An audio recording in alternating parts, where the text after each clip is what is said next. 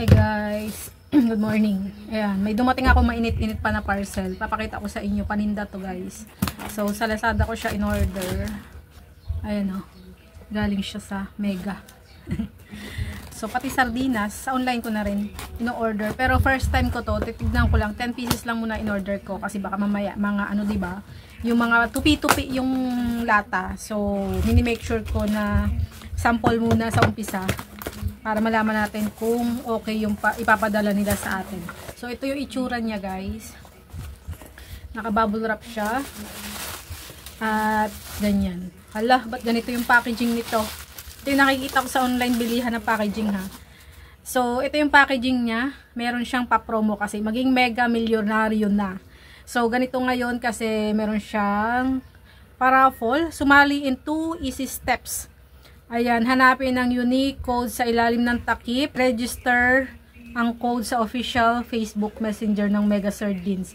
Scan to join. So, ang in-order ko ay 5 red at 5 green. Parang nangangamoy siyang sardina. Sana walang naka-open dito. So, yan, walang yupe. Walang yupe. Walang yupe. So, walang yupe. Mga kasari, ganito din ba ngayon ang sardinas nyo? Kasi yung nabibili ko sa grocery ay hindi ganito. Yung pang regular na packaging. Ayan. Siguro bago ang stocks nito. Ang expiration niya ay May 2028 pa. So yan guys. Wala kahit isang yupe. Yung nabili kong Mega Sardines sa Lazada. So 5 green at saka 5 red ang in-order ko. Ayan, try nyo ring umorder kasi ang presyo nito ay 17.80 lang isa. Diba ang regular price nito, original price sa ibang bilihan ay 24.50. So, ang laki nung na-discount ko dito. Wala pang 20 pesos yung bili ko. Pagpalagay na natin na 18 pesos. So, yung bili ko dyan sa mga stocks ko ay 24.50 yung red at 24.25 yung green. So yan, meron akong bagong deliver from grocery. Nagkakahalaga lang siya ng 2,391. Ito ay pahabol lang or ano lang. Nakalimutan ko kasing umorder sa live selling ni Inay Rose ng sigarilyo kasi ubos na itong sigarilyo ko. Sobrang lakas nitong Camel. So ito lang, ganito lang ang pag-order ko. Kasi mabilis namang umorder kay grocery. Katulad nito, nag-place order ako kay grocery last minute bago mag-cut off. 5 PM kasi yung cut off kay grocery. Kailangan makapag-order ka na para next day delivery ay ma-deliver agad sa'yo. So, ngayon ay Saturday. Ito yung oras or araw ng delivery dito sa amin. Tuesday, Thursday, at saka Saturday. So, kung gusto mo ng mas mabilis at kumpleto yung stocks mo sa pag-order, make sure na order ka ngayon, deliver bukas para ang stocks ay updated. Ayan. Isa lang naman ang nag-out of stock dito sa akin, yung Safeguard Floral Pink na naka-promo. So, asahan na natin yung promo, parang bonus na lang na lagi nating matanggap kasi marami nag-aagawan sa promo. Kahit naman sinong sari-sari store ay lagi nag-aagawan sa promo. So, yan yung mga in-order kong sigarilyo. Ito, yung nakaraang deliver. Ito yung mga in-order ko. Pa isa-isang rim lang ako, mga kasari. So, hindi ako kasing lakas nung iba na sobrang dami nilang in-order. Katulad kay Sis RB Garci. Ayan, ito, ang benta ko nitong Camel ay 8 pesos.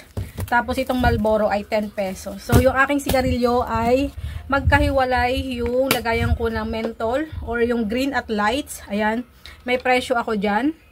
Lahat may presyo. Kasi pag iba ang nagtitinda para hindi na magtatanong sa akin, every time na may bibili sa kanila, titingin na lang sila. So dito tinadtad ko na rin yung presyo. Ang Mighty ko nga pala ay 9 pesos.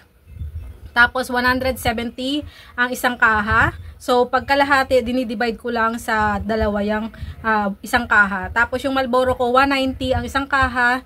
Tapos ang kalahati, 95.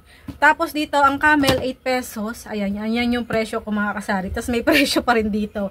Kasi ayoko nung minsan may ginagawa ko magtatanong. Tad na nga minsan ng presyo, nagtatanong pa eh. So, yung pinadeliver ko ngayon mga kasari ay nandun pa sa labas. 3 case ng Coke mismo kasi may rebates to. Yung kay grocery kasi, pag umu-order ka, pag nakapansin mo merong cashback or rebates doon sa isang item, umorder ka na kaagad kasi minsan nawawala.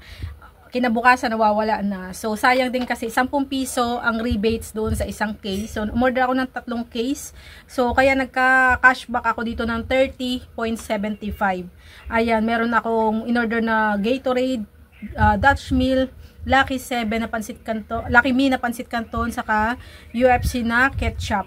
Yan, ubos na kasi yan mga kasari. Saka yung Magic na malaki ko, umorder din ako. So yung puhunan kay grocery ng sigarilyo ay ganito.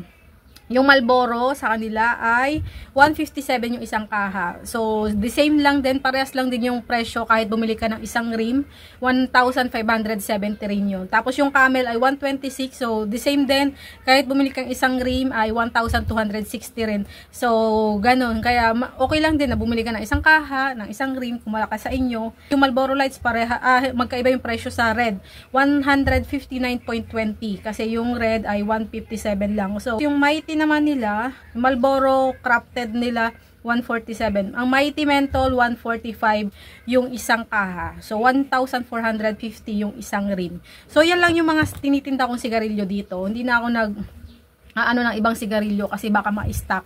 Ang mahal kasi ng puhunan sa sigarilyo. Pag may nag-request sa akin na gusto nila Marlboro Black, magtinda ako. Gusto nila magtinda ako ng Marlboro Blue. So, hindi ako nagpapadala sa kanila. Kasi minsan, hindi naman tayo makakabili ng 5 stick lang nun or 10 stick, kailangan isang kaha. Kaso minsan, lalo na pag dayo yung nagre-request o minsan lang sila mag-request, minsan nakabili lang sila ng 2 stick, 3 stick, hindi na ulit sila bibili. So, sayang, wala nang bibili kasi yung mga nagsisigarilyo kasi guys, ay kanya-kanya yan sila ng lasa na gusto. So, kahit i-alok mo sa kanila yung ibang sigarilyo, basta gusto nila ay Marlboro, ayaw nila ng iba talaga. So, yun, mahirap i-alok pag hindi nila bet, lalo na kung menthol saka red. Hindi mo pwedeng i-alok yung menthol sa nagsisigarilyo ng red. Ayan, kaya dapat ganito rin, i-separate nyo rin yung garapon nyo ng sigarilyo kasi baka maglasang menthol yung red. Ayaw nila yun. Masyadong maselan yung mga nagsisigarilyo kasi syempre naman ang mahal ngayon ng sigarilyo. Baka hindi na sila bumalik sa'yo, lumipat na lang sa ibang tindahan pag hindi maayos yung pagkaka-store mo or pagkakatago mo ng mga sigarilyo. Yung iba nilalagay nila sa garapon tapos tinatanggalan nila ng kaha. May nagsuggest naman wag daw gawin yun kasi sumisingaw yung lasa ng sigarilyo. Pumapangit yung lasa. So kayo mga kasari, ano ba yung mga tips nyo sa pag-handle or pag-store, paglagay sa taguan ng mga sigarilyo nyo? Kasi marami akong nakikitang paraan kung paano nila tinatago. Meron pa silang mga binibiling storage na mga layering na acrylic. So maganda din yun. Kaso minsan, takaw pansin din sa mga medyo nangungupit. Matakaw kasi sa mata, lalo na sa mga nagbibisyo, di ba? Hindi natin masabi, masyado ng marami ngayong nagaganap na hindi natin maintindihan na ginagawa nila yung hindi dapat gawin para lang makuha yung bisyo nila. So, alam nyo na yun. So, dito guys, sa garapon ko ng sigarilyo, syempre, magkahiwala yan para hindi yung lasa at di rin sumingaw, pinaka-importante, kaya nakagarapon para di sumingaw. Kahit anong garapon pwede, pag may ahente kayo, namimigay sila ng libreng garapon. So, dahil wala akong ahente, dito ako sa garapon ng stick o sa garapon ng gummy. At syempre, iwasan nating masira yung mga sigarilyo natin. Although itong mga sigarilyo kong ito, mga mabibenta to, ayoko kasi ng matenggahan ng mga paninda, kaya yung mga mabibenta lang talaga yung binibili ko. So, nilalagyan ko ng ganito para maiwasan na magkapekas.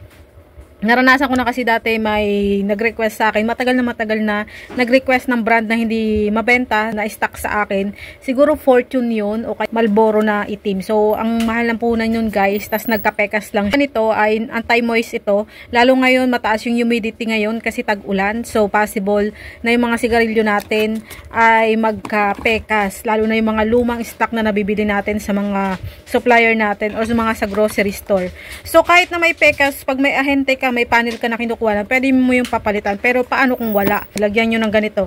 Ito, nilalagyan ko yung mga karayom ko, yung mga perdible, lahat ng kinakalawang nilalagyan ko nito para hindi tayo malugi. So, ang dahilan kaya may mga pekas or batik-batik yung sigarilyo, siguro luma yung nabili nyo sa supplier nyo or luma na dyan sa garapon nyo. So, yun ang isang posibleng dahilan. At moist, masyado mataas yung humidity dyan sa lugar nyo, kaya madaling magka-moist yung mga sigarilyo nyo.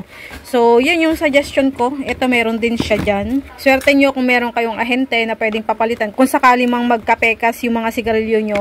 So, ang ginawa ko dati, nung nakaraan, nung merong pekas yung sigarilyo ko, ay ibinigay ko doon sa medyo hindi masyadong maselan sa pagsisigarilyo. Basta lang may mapausok lang siya sa bibig. Parang hindi na rin nasayang kasi ginamit niya naman. So, yan lang guys sa sharing kong ito mga kasari. So, happy selling sa inyo. Sana makarami pa tayo ng benta. Happy selling. Bye-bye. Bye-bye.